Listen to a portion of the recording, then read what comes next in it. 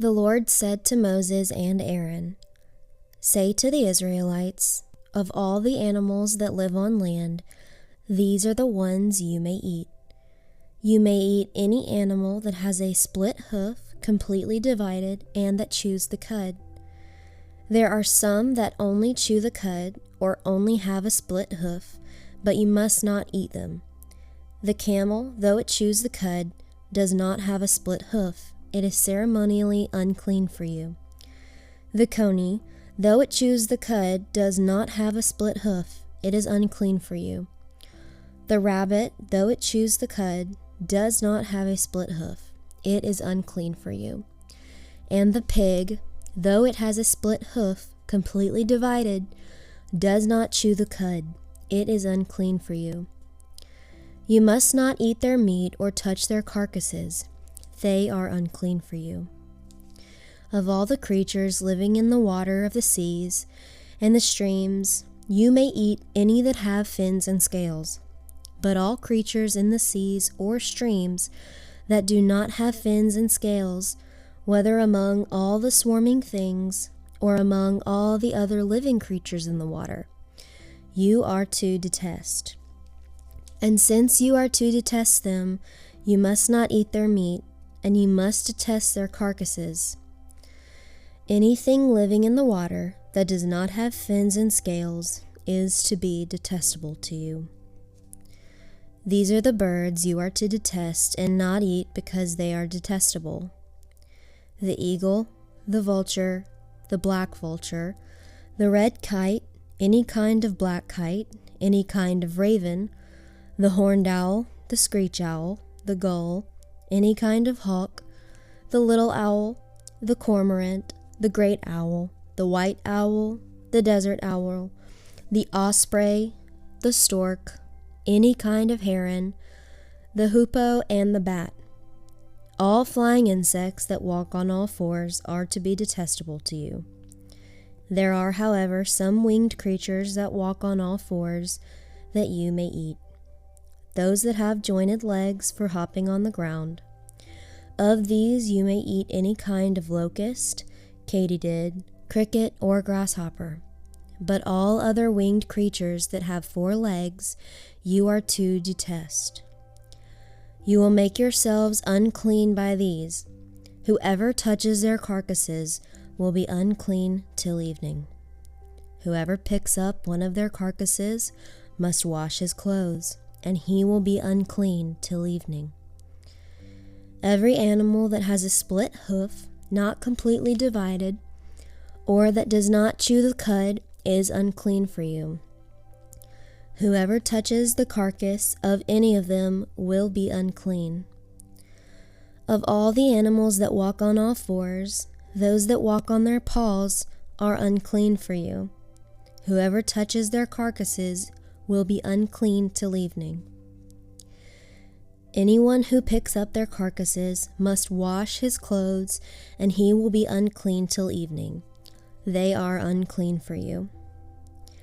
Of the animals that move about the ground, these are unclean for you: the weasel, the rat, any kind of great lizard, the gecko, the monitor lizard, the wall lizard, the skink, and the chameleon. Of all those that move along the ground, these are unclean for you. Whoever touches them when they are dead will be unclean till evening. When one of them dies and falls on something, that article, whatever its use, will be unclean, whether it is made of wool, cloth, hide, or sackcloth. Put it in water. It will be unclean till evening, and then it will be clean. If one of them falls into a clay pot, everything in it will be unclean, and you must break the pot. Any food that could be eaten but has water on it from such a pot is unclean, and any liquid that could be drunk from it is unclean. Anything that one of their carcasses falls on becomes unclean. An oven or a cooking pot must be broken up. They are unclean, and you are to regard them as unclean. A spring, however, or a cistern for collecting water remains clean, but anyone who touches one of these carcasses is unclean. If a carcass falls on any seed that are to be planted, they remain clean. But if water has been put on the seed and a carcass falls on it, it is unclean for you. If an animal that you are allowed to eat dies, anyone who touches the carcass will be unclean till evening. Anyone who eats some of the carcass must wash his clothes, and he will be unclean till evening. Anyone who picks up the carcass must wash his clothes, and he will be unclean till evening. Every creature that moves about on the ground is detestable. It is not to be eaten. You are not to eat any creature that moves about on the ground, whether it moves on its belly, or walks on all fours, or on many feet. It is detestable. Do not defile yourselves by any of these creatures. Do not make yourselves unclean by means of them, or be made unclean by them. I am the Lord your God. Consecrate yourselves and be holy, because I am holy. Do not make yourselves unclean by any creature that moves about on the ground. I am the Lord who brought you up out of Egypt to be your God. Therefore be holy, because I am holy. These are the regulations concerning animals, birds, every living thing that moves in water, and every creature that moves about on the ground. You must distinguish between the unclean and the clean, between living creatures that may be eaten and those that may not be eaten. The Lord said to Moses, "Say to the Israelites, a woman who becomes pregnant and gives birth to a son will be ceremonially unclean for 7 days, just as she is unclean during her monthly period. On the 8th day the boy is to be circumcised. Then the woman must wait 33 days to be purified from her bleeding. She must not touch any sacred thing or go to the sanctuary until the days of her purification are over.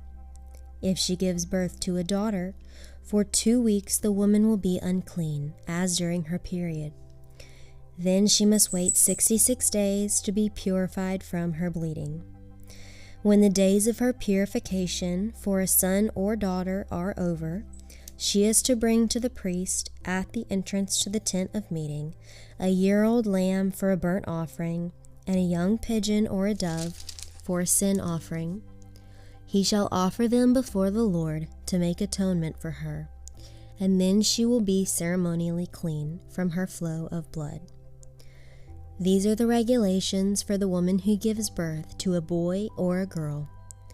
If she cannot afford a lamb, she is to bring 2 doves or 2 young pigeons, one for a burnt offering and the other for a sin offering. And this way the priest will make atonement for her, and she will be clean.